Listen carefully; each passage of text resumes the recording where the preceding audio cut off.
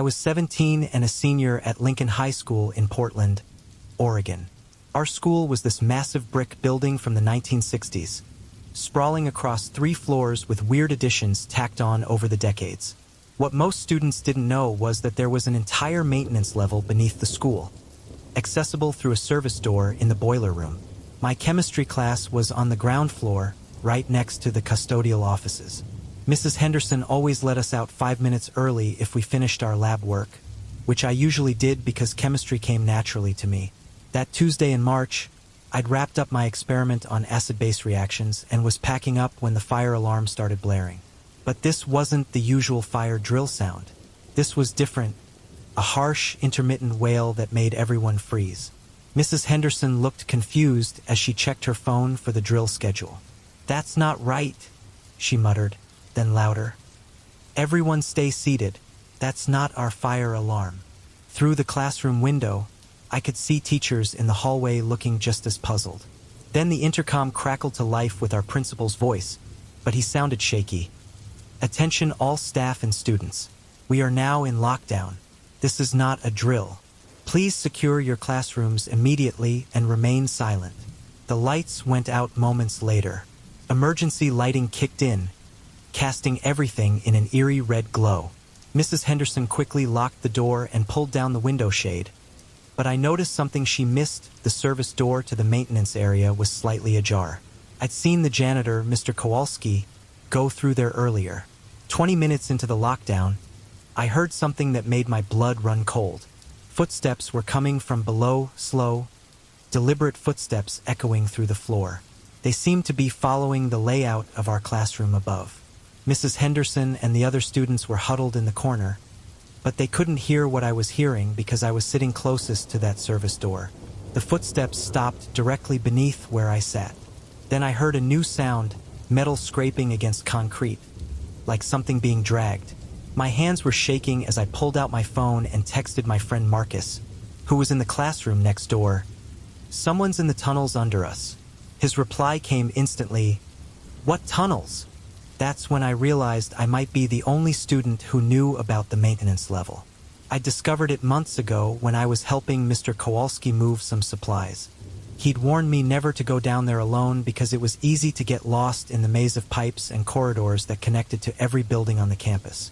The dragging sound started again, moving away from our room toward the east wing. I had a horrible thought.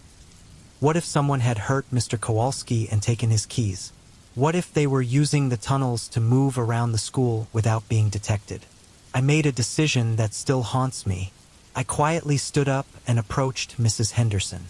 "I need to check something," I whispered. "Absolutely not, David. Sit down. There are maintenance tunnels under the school. Someone's down there." Her eyes widened. She looked at the service door, then back at me. "How do you know about those?" "Mr. Kowalski showed me. If someone's using them to get around." I didn't finish the sentence, but she understood. She hesitated, then nodded grimly. "Be careful. Take my phone for light, but keep it dim." I slipped through the service door and found myself on a metal staircase leading down into darkness. The air was thick and humid, filled with the smell of old concrete and machine oil.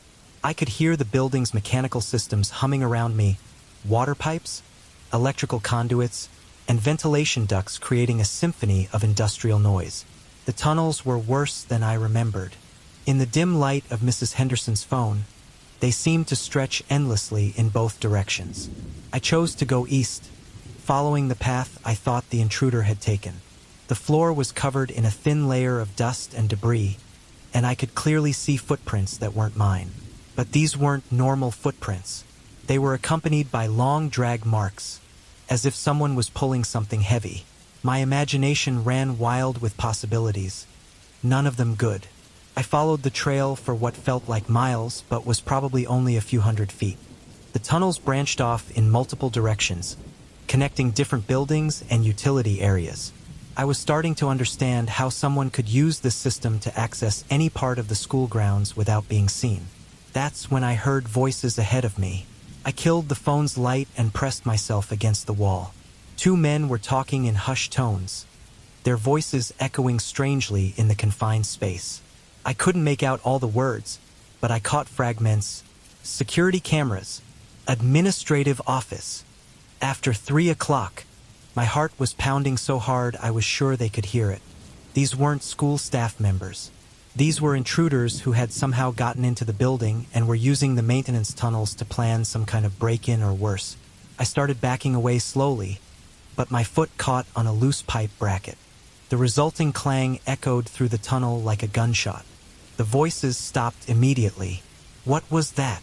Someone's down here. I ran. I didn't care about staying quiet anymore. I just ran back the way I came, using the phone's light to navigate the twisting passages. Behind me, I could hear pursuit, heavy footsteps, and harsh breathing getting closer. I reached the staircase to our building and took the steps 3 at a time. I burst through the service door into our darkened classroom, gasping for breath. Mrs. Henderson took one look at my face and immediately called 911 on her phone. There are people in the tunnels, I panted. At least 2 men. They're planning something. The police arrived within minutes, but by then the intruders had vanished. They found evidence of their presence, fresh footprints, some tools that didn't belong to the school, and most disturbing of all, detailed floor plans of the school buildings with certain rooms marked in red ink. We later learned that the lockdown had been triggered by a security guard who spotted suspicious activity near the school's rear entrance. The intruders had apparently been casing the building for days, using the tunnel system to gather intelligence for what police believed was going to be a major theft of computer equipment from the administrative offices. They never caught the men, but the school sealed off all the tunnel entrances the next week. Mr. Kowalski told me privately that maintenance had found signs that someone had been living down there temporarily. Sleeping bags, food containers, and even a detailed map of the entire tunnel system with timing notes about when different areas were most likely to be empty. The thought that these men had been lurking beneath our feet for days, watching and planning, still gives me nightmares. Every time I walk across that part of the school, I wonder if they're still down there somewhere, waiting in the darkness beneath the world we think we know. Detective Sarah Reeves had been with the Chicago Police Department for 15 years, but nothing had prepared her for the call that came in at 11:47 p.m. on a cold February night. A silent alarm had been triggered at Roosevelt Elementary School on the city's south side, and the security company reported seeing movement inside the building on their remote cameras. School break-ins weren't uncommon, but this one felt different from the moment Sarah pulled into the parking lot.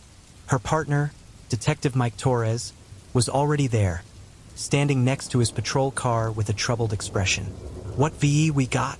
Sarah asked, pulling her coat tighter against the bitter wind. Security company called it in 40 minutes ago. They've got cameras in the main hallways, and they saw someone moving around inside. But here's the weird part. When they tried to call the police, their phone system went down. Then their internet connection. It's like someone didn't want them communicating with the outside world. Sarah looked up at the 3-story brick building. Most of the windows were dark, but she could see a faint glow coming from the second floor. Any sign of forced entry?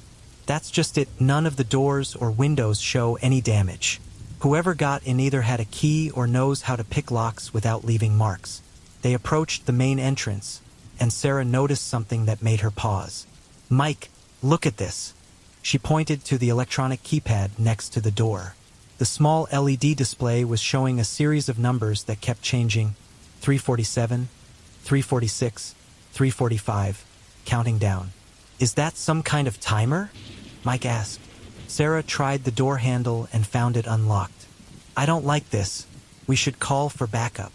"Already did. They're 10 minutes out." They entered the building with flashlights drawn, moving carefully through the familiar layout of an elementary school. Colorful bulletin boards, small desks and chairs, the kind of cheerful decorations that looked ominous in the darkness. The air smelled of disinfectant and floor wax, but underneath that was something else. Something metallic that made Sarah's nose wrinkle. "Dispatch, this is Unit 47, Mike radioed quietly. "We're inside Roosevelt Elementary. Building appears to be unsecured. We're proceeding to investigate." Static answered him. "Dispatch, Unit 47, do you copy?" More static. Sarah pulled out her cell phone and found no signal. Mike, we're cut off. Just like the security company. He looked around nervously. This is starting to feel like a setup. They made their way to the main staircase, following the glow that Sarah had seen from outside. On the second floor, they found the source. Every classroom door was open, and inside each room, all the lights were on. But the rooms were wrong somehow. The desks had been moved, arranged in perfect circles with one desk in the center of each circle. What the hell is this? Mike whispered. Sarah approached one of the classrooms and peered inside. On the blackboard, someone had written the same message over and over in different handwriting styles. The children must learn. The children must learn. The children must learn. Mike, we need to get out of here now. But when they turned to leave, they found a man standing at the far end of the hallway. He was tall and thin, wearing what looked like a school janitor's uniform, but something was off about him. His movements were too stiff, too precise, like he was concentrating very hard on appearing normal.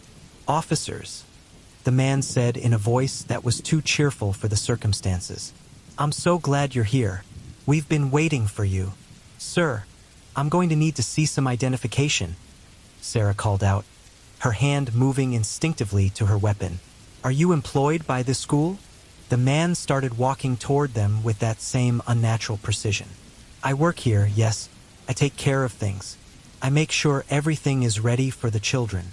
As he got closer, Sarah could see that his uniform was old and faded, like it hadn't been cleaned in weeks. His eyes were too bright, too focused, and he kept smiling even though nothing about the situation was pleasant. "Sir, I need you to stop right there," Sarah commanded, drawing her weapon. "Keep your hands where I can see them." The man stopped, but his smile widened. "The children will be here soon, officers. 3 o'clock. That's when they always arrive." Mike glanced at his watch. "It's almost midnight. What children? The special children. The ones who need extra lessons. The ones who stay after hours." The man's head tilted at an unnatural angle. "Would you like to meet them?" That's when Sarah heard it, children's voices coming from somewhere in the building. Young voices singing in unison, a nursery rhyme she recognized but couldn't quite place. The sound was getting closer. "Mike, we're leaving. Now." They backed toward the staircase, keeping their weapons trained on the man, but he made no move to follow them. He just stood there, smiling and listening to the singing voices that seemed to be coming from everywhere at once. As they reached the first floor, Sarah realized what was wrong with the nursery rhyme. The children were singing "Ring Around the Rosie," but the words were different. "Ring around the building, pocket full of lessons, ashes, ashes, we all fall down." The voices were coming from the basement. "There's no basement in this building," Mike said, reading her thoughts. "I checked the blueprints before we came in." But they could both hear footsteps now, small footsteps climbing stairs that shouldn't exist. The electronic keypad by the front door was still counting down. 023, 022, 021. They ran for the exit, but the door wouldn't open. Sarah pulled and twisted the handle, but it held fast. Through the glass, she could see their patrol cars in the parking lot, but the vehicles looked different somehow, older, covered in dust as if they'd been sitting there for years. "The windows," Mike said, heading for a classroom. But as they ran down the hallway, every door they passed slammed shut with tremendous force. The children's voices were getting louder, and now they could hear adult voices, 2 teachers calling out attendance, asking questions, giving lessons to students who shouldn't be there. The keypad reached 0, and every light in the building went out. In the darkness, Sarah heard Mike scream. When she turned on her flashlight, he was gone. The hallway stretched endlessly in both directions, lined with classroom doors that hadn't been there moments before. Each door had a small window, and through each window, she could see a classroom full of children, all sitting perfectly still, all staring directly at her. The man in the janitor's uniform appeared beside her, no longer bothering to maintain his human appearance. His limbs were too long, his face too pale, his smile too wide. "Don't worry, officer," he said in a voice like grinding metal. "You'll make an excellent teacher. The children are so eager to learn about law enforcement." Sarah ran blindly through corridors that changed around her, past classrooms full of children who turned their heads in perfect unison to watch her pass. She could hear Mike calling her name from somewhere far away, but she couldn't find him in the maze of identical hallways. She never found the exit. According to official records, Officers Sarah Reeves and Mike Torres disappeared while investigating a false alarm at Roosevelt Elementary School.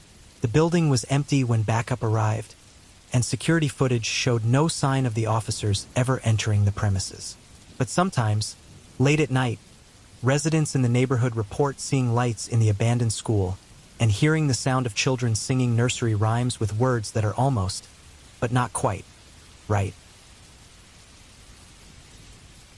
Jessica Chun was 19 and exhausted when she checked into the Marriott in downtown Denver. She'd been driving for 12 hours straight from her home in Sacramento to visit her older brother at the University of Colorado Boulder. The original plan was to drive straight through, but a sudden snowstorm had made the mountain roads too dangerous, forcing her to stop for the night. The hotel lobby was nearly empty at 10 p.m., just a few business travelers scattered across the modern furniture, typing on laptops or scrolling through their phones. Jessica approached the front desk where a young clerk named Brandon greeted her with a tired but professional smile. "I need a room for tonight," she said, sliding her credit card across the marble counter. "Just something basic." Brandon typed rapidly on his computer, then frowned. "We're actually pretty booked up because of the storm, but I've got one room left on the second floor. Room 237. It's one of our renovated suites, so you'll actually be getting an upgrade at no extra charge."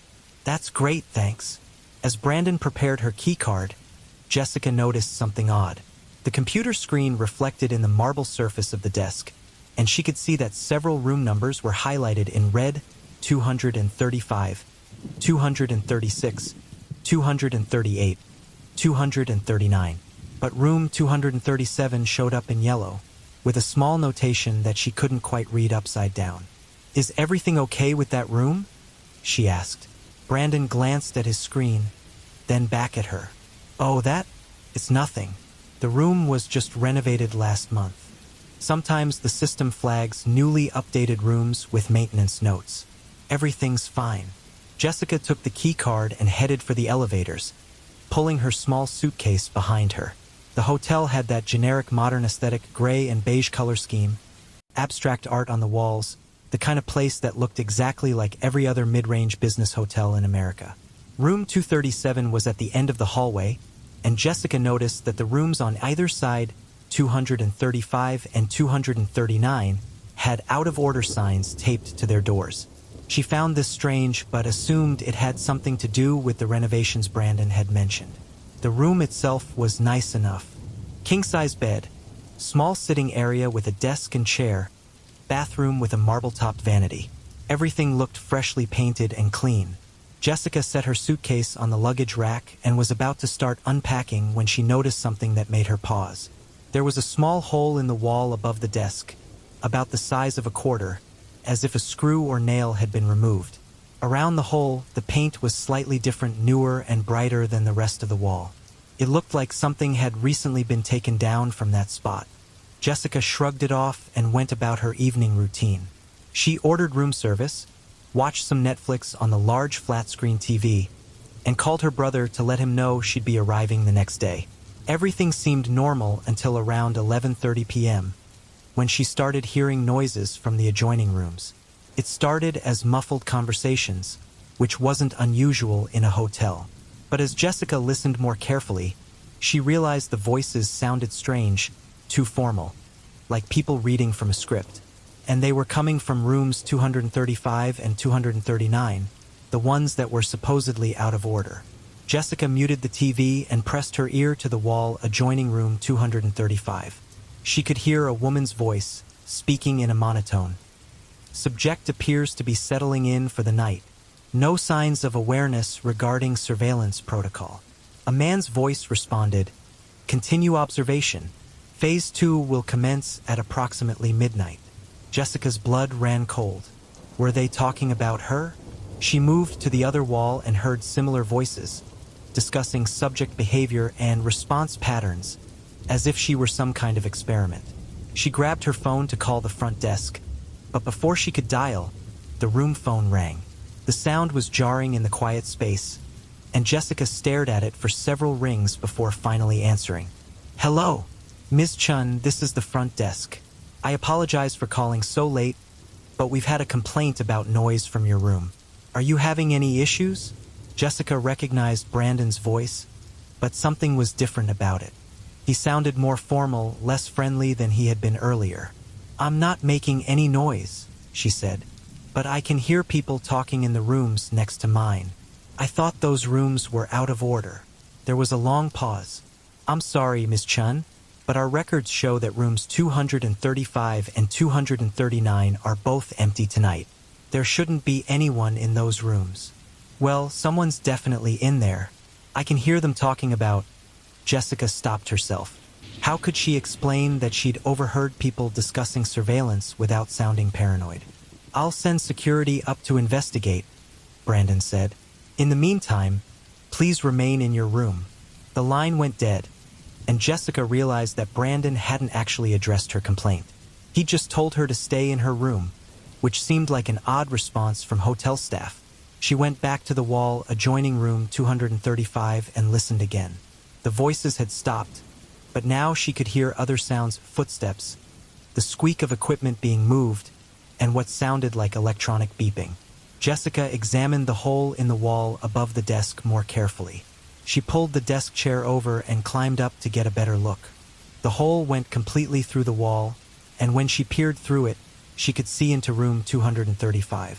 What she saw made her stomach lurch. The room was nothing like hers. Instead of hotel furniture, it was filled with electronic equipment, monitors, recording devices, and what looked like cameras mounted on tripods. Two people in dark clothing were adjusting equipment and watching multiple screens that showed different angles of her room. Jessica stumbled backward off the chair, her heart pounding. The hole in the wall wasn't from a removed screw. It was a deliberate surveillance point. Someone had been watching her since the moment she entered the room. She grabbed her suitcase and threw her belongings into it as quickly as possible.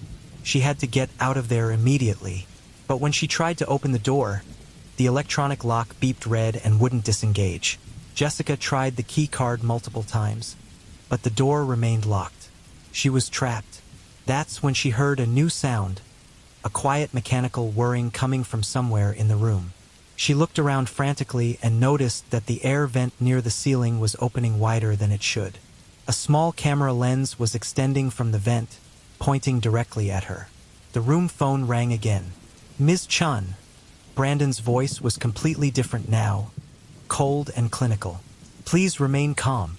You're participating in an important research study on stress responses and decision-making under pressure. Your safety is not at risk, but it's crucial that you follow instructions exactly." "Let me out of here right now," Jessica demanded. "I'm afraid that's not possible until the study is complete. The program runs for approximately 6 hours. If you cooperate, you'll be compensated for your participation and released in the morning with no memory of these events." Jessica hung up and immediately tried calling 911, but her phone showed no signal. She ran to the window and tried to open it, but it was sealed shut. The hotel room had become a prison. For the next 3 hours, Jessica was subjected to various tests: lights that flashed in specific patterns, sounds played through hidden speakers, and questions asked through the room's intercom system. The people in the adjoining rooms took notes on her responses to each stimulus. But Jessica was smarter than they gave her credit for. She'd majored in psychology at UC Davis and recognized many of the techniques being used. This wasn't just surveillance, it was behavioral conditioning, the kind of experiments that required extensive oversight and consent forms. She started responding to their tests in ways designed to skew their data, giving inconsistent answers, pretending to be more or less stressed than she actually was, and generally acting in ways that would make their research useless. Around 3 a.m., she heard frustrated voices through the walls. The researchers were arguing about data corruption and compromised results. That's when Jessica realized she might have found her way out. She began acting erratically, talking to herself loudly, claiming to see things that weren't there, and generally behaving as if she were having a complete psychological breakdown. After 20 minutes of this performance, the electronic lock on her door suddenly clicked open. Jessica grabbed her suitcase and ran. The hallway was empty, but she could hear activity behind multiple doors, or not just 235 and 239, but several other rooms as well. She realized that the entire floor might be part of whatever operation this was. She took the stairs instead of the elevator and made it to the lobby, where a different clerk was now working the night shift. This person, a middle-aged woman, looked genuinely surprised to see Jessica at that hour. "Is everything all right, miss? I need to check out immediately," Jessica said, trying to keep her voice steady. The woman processed her checkout without asking questions, but Jessica noticed her making a phone call as soon as the transaction was complete. Jessica got in her car and drove straight to the nearest police station. When she tried to report what had happened, the officers were skeptical but took down her statement. They promised to investigate, but when they contacted the Marriott, hotel management claimed that Jessica had never been a guest there that night. The credit card charge for her room had been mysteriously reversed, and according to the hotel's records, room 237 had been out of order for maintenance all week. Jessica never found out who was behind the surveillance operation or what kind of research they were conducting. But she did discover, through her own investigation, that several people had reported similar experiences at hotels in different cities. Always room 237, always the same pattern of surveillance and psychological testing. She never stayed in a hotel room ending in 37 again, and she always checked for unusual holes in the walls. Because somewhere out there, in hotels across the country, there are rooms where the guests become unwilling subjects in experiments they never agreed to participate in. And the researchers are always watching, always taking notes, always looking for the perfect subject who won't be missed if they never check out.